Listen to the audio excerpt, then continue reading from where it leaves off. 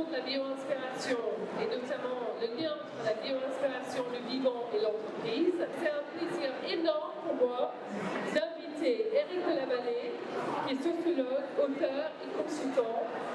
Éric, merci, je vous passe la parole. Et comment on peut aujourd'hui identifier la singularité? C'est ce que vous faites chacun, vous avez une façon unique de faire. Et nous, ce qu'on voudrait, c'est essayer de trouver des méthodologies, d'accompagner et de partager nos recherches autour de cette singularité et cette unique façon de faire pour un peu disrupter la manière de recruter, de penser autrement autour du recrutement. C'est-à-dire aller chercher les talents, non pas avec les CV, tout ce qui est théorique, qui vaut tout ce que ça vaut, mais aller vraiment chercher le défi, le contexte, et aller au-delà des compétences techniques. Et tout ça avec une approche bio-inspirée de notre présence aujourd'hui. Donc, c'est un plaisir d'être là. Je suis ravie. J'espère que, comme on fait ça à l'envers, vous allez comprendre ce que c'est la bio-inspiration à la fin. Donc, ne bougez pas, restez là.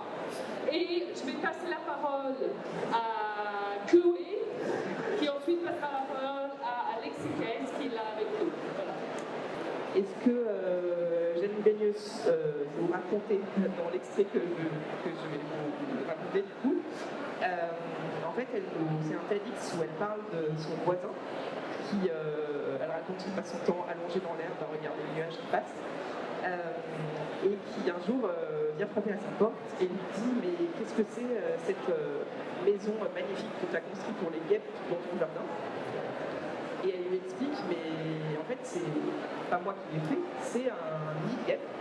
C'est juste qu'elle a choisi de ne pas l'enlever et il a grossi. Et c'est, je ne sais pas si vous voyez vraiment à quoi ressemble un nid de guêpe, du coup, j'ai pas l'image avec moi. C'est vraiment plein de petites couches très fines, comme un peu un carton, mais qui serait un peu plus précieux que le carton. Et c'est vraiment aménagé de façon à réguler l'air. C'est une architecture assez impressionnante pour des petites bêtes, on va dire. Et en fait, elle explique que son voisin, il était un peu...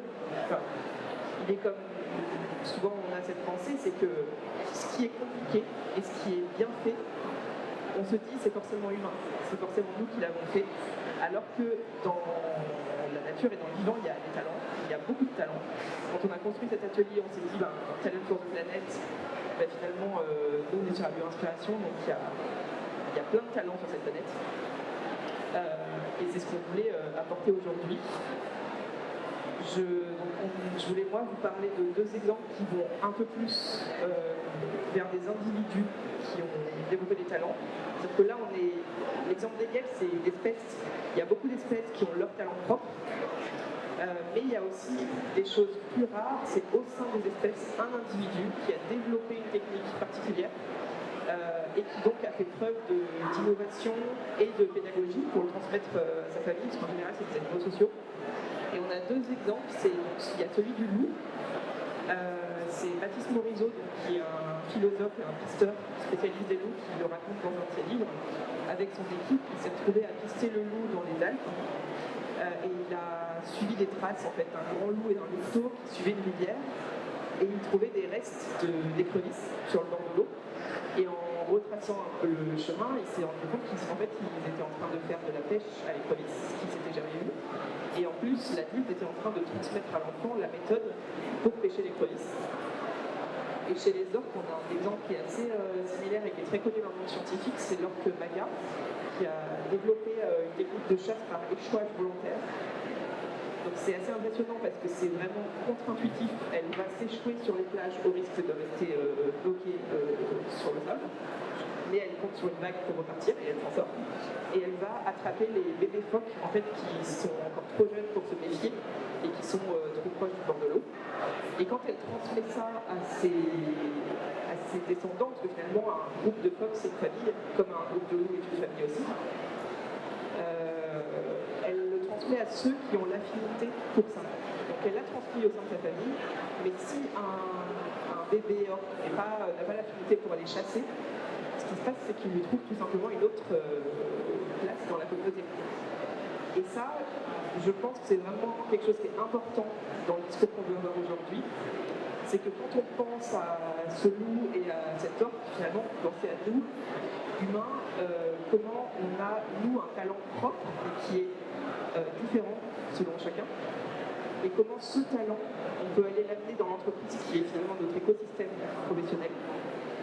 Et l'entreprise, elle est là pour comment elle peut bénéficier de cette multiplicité de profils uniques et de talents uniques.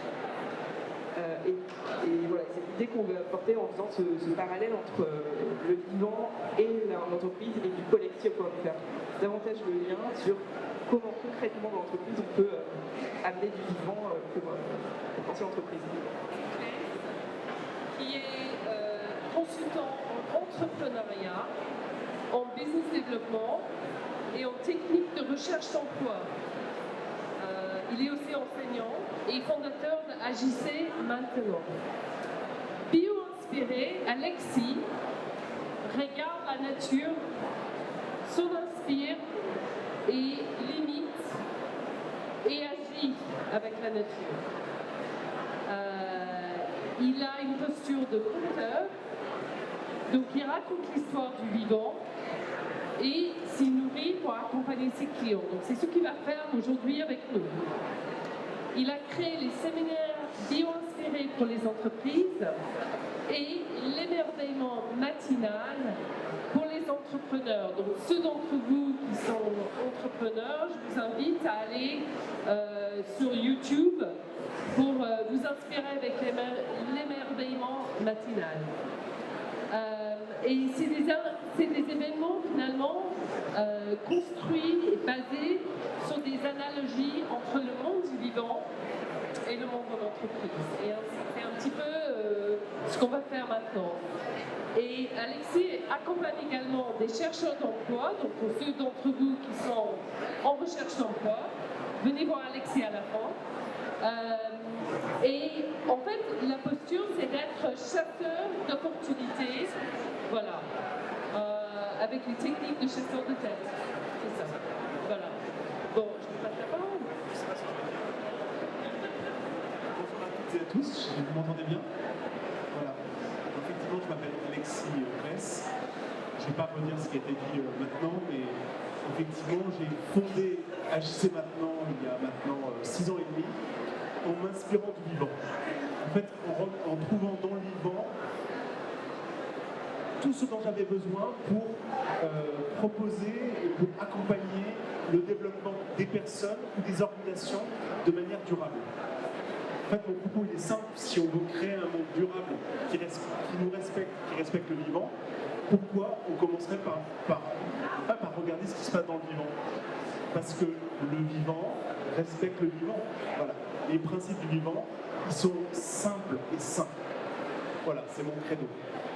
Et effectivement, j'ai beaucoup aimé la présentation que tu avais parce que ça faisait écho effectivement avec la manière dont j'ai créé AJC Maintenant, c'est-à-dire quelques principes simples qui sont ensuite déclinés dans chacune de mes offres.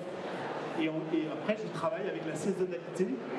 Donc, chaque offre, j'ai 4 offres qui correspondent à 4 saisons.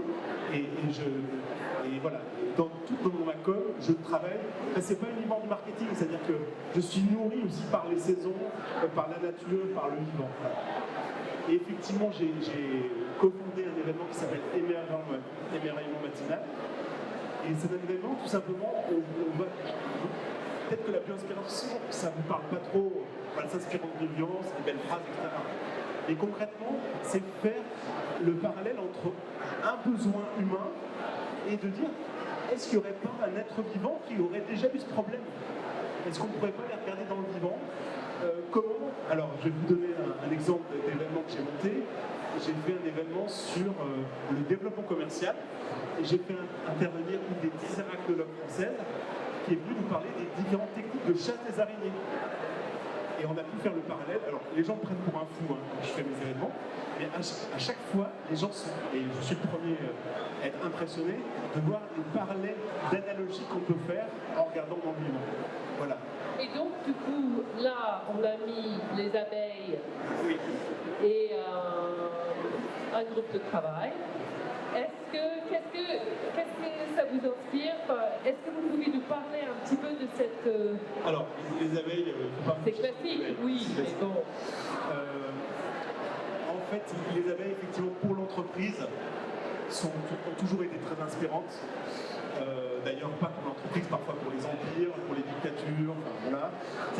Mais en tout cas, le modèle, observer les abeilles sans forcément vouloir copier le modèle, déjà, c'est magnifique. En fait, il y a déjà, en fait, les abeilles, elles ont une vie relativement courte, mais finalement, elles ont une vie où elles vont passer par différents rôles. Donc elles vont commencer, quand elles naissent, à travailler autour du couvain. Ensuite, elles vont être balayeuses. Ensuite, petit à petit, elles vont s'approcher jusqu'à la porte d'entrée pour assurer la sécurité et contrôler qui rentre ou sort de la ruche, c'est très important. Et ensuite, elles vont terminer leur vie en allant récolter le pollen. Et, voilà. Et c'est typiquement, effectivement, un beau modèle, alors à la fois effectivement, de communication, parce qu'elles ont, ce qui a été prouvé, c'est qu'elles ont une capacité incroyable à communiquer de manière précise pour dire aux copines où est-ce qu'est le pollen à chercher. Et donc c'est effectivement un modèle pour une entreprise qui veut communiquer par le bouche à oreille autour d'un produit. Effectivement,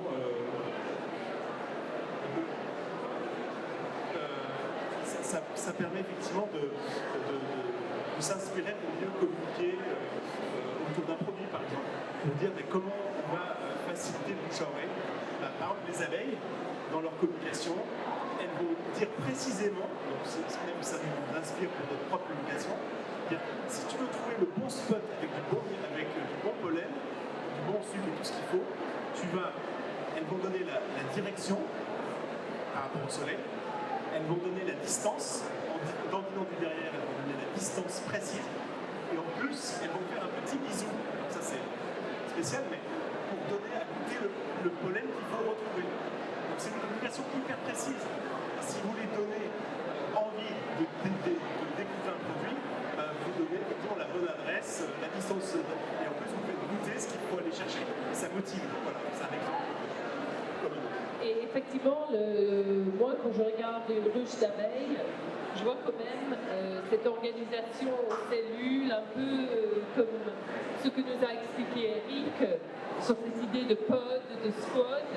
Et c'est vrai que travailler à trois plutôt que se multiplier en grands groupes, ça semblerait être l'organisation un peu horizontale d'une ruche. Il y a des entreprises qui se sont vraiment inspirées, je pense à Michelin, qui se sont inspirées de cette organisation. Une personne, quand elle rentre, elle va changer et aller de la production au marketing, elle va vraiment évoluer dans sa vie dans l'entreprise. Ça, c'est vraiment quelque chose qui est inspirant, je trouve, c'est de voir que,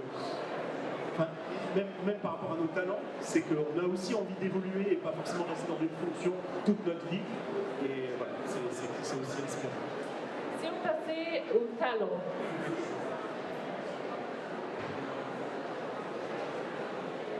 voilà, le lynx. Oui. Alors, encore une fois, moi j'ai beaucoup de mal à parler des animaux comme ça.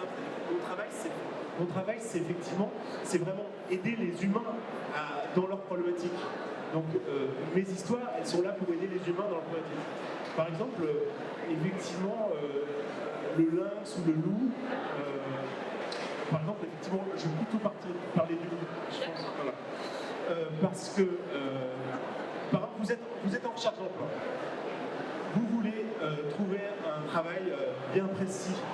Ou alors, la posture classique d'un demandeur d'emploi, c'est de dire finalement, je cherche du boulot, je suis derrière mon écran et je regarde effectivement les offres qui passent. Et en plus, dans notre cerveau, il y a les vacances qui arrivent et on n'ose pas vraiment profiter des vacances parce qu'on est en charge d'emploi, enfin tout est un peu à l'envers dans notre tête. Voilà. Et donc la démarche que je propose, moi, c'est de partir, voilà, d'imiter vraiment le vivant, c'est-à-dire au lieu d'attendre que les choses arrivent, c'est vraiment d'être comme le loup, à la fois d'être opportuniste et en même temps de savoir très bien ce dont j'ai besoin par rapport à l'état dans lequel je suis, mais aussi l'état de la meute, c'est-à-dire de mon groupe, et de savoir, plus mon groupe va être plus important, plus je vais avoir besoin de trouver des proies plus importantes. Et donc, du coup, l'approche que je propose, c'est effectivement de bien comprendre en fait qui je suis, où est-ce que je suis, ce que je veux, ce que je cherche. Voilà. Et ensuite, de le chercher. Et de le chercher de manière très écologique, c'est-à-dire écosystémique. Qu'est-ce que, dans mon écosystème, là où je veux aller, où est-ce que je peux trouver ce que je cherche, et de le chercher comme un loup, c'est-à-dire les loups chassent en meute, comme vous le savez. Donc ils partent en étoile quand ils partent chasser, donc le hasard, sérendipité, et ensuite ils communiquent dès qu'ils ont une piste pour rameuter les autres. Et plus effectivement, la proie est importante, plus ils vont s'y mettre à plusieurs. Et je pense que plus le poste que vous cherchez est compliqué à obtenir parce qu'il y a peu de postes, parce que plus il faut travailler en réseau. Et c'est ce que je propose. Voilà. Donc je ne sais pas si c'est plus clair pour vous la manière dont je propose, c'est de la même manière en développement commercial, je regarde comment travaillent les chats.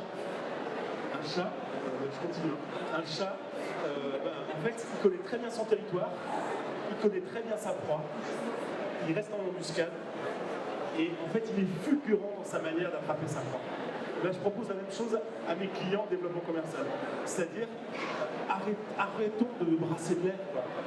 Il faut être paresseux comme les chats, dormir beaucoup, mais quand on travaille, être efficace. Voilà.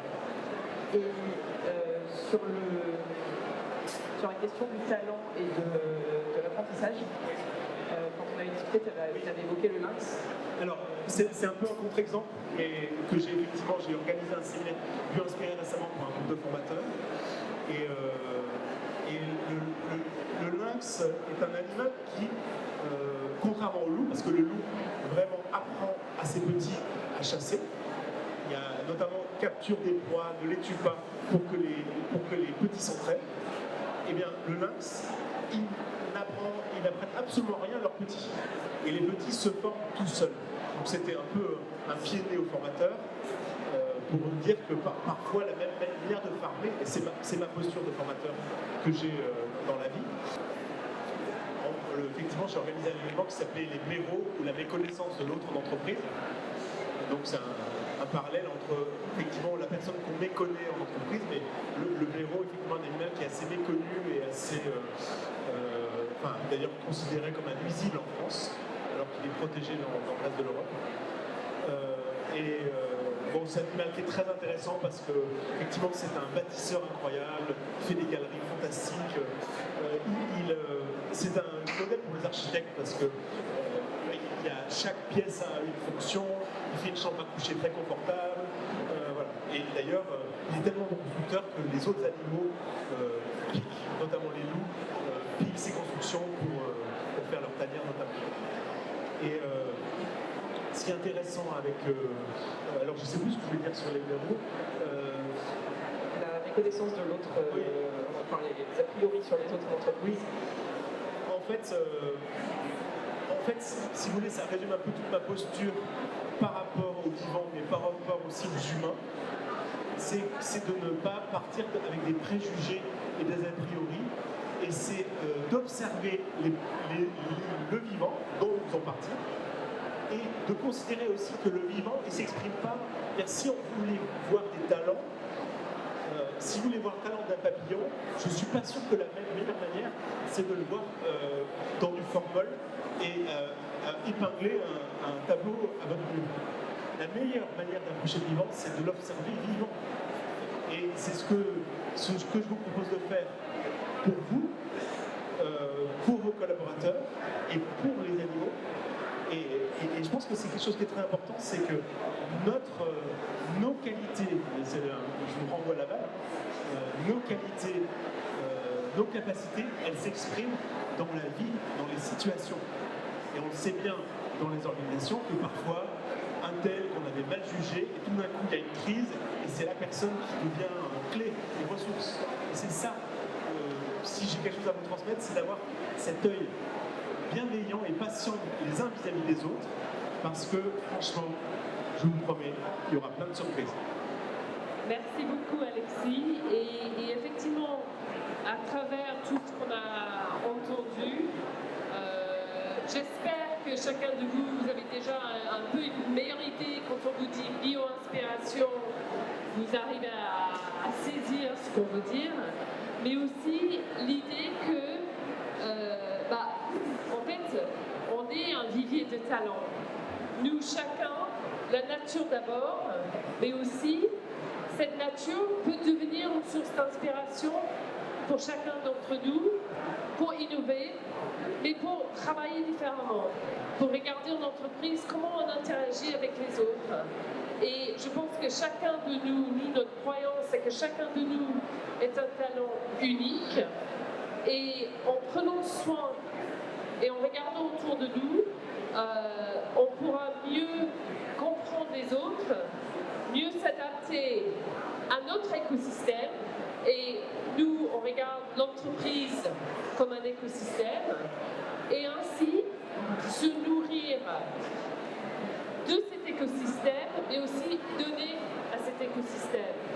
Donc, quand vous êtes dans votre quotidien, moi je vous invite à vous poser la question: qu'est-ce que j'ai fait pour mon écosystème aujourd'hui? C'est-à-dire qu'on est dans une entreprise, on est dans notre unité, dans notre département, mais on est aussi un être vivant dans un ensemble, un écosystème vivant. Parce que l'entreprise n'est autre qu'un ensemble de personnes, d'humains. Et c'est l'humain qui change tout. Donc merci beaucoup.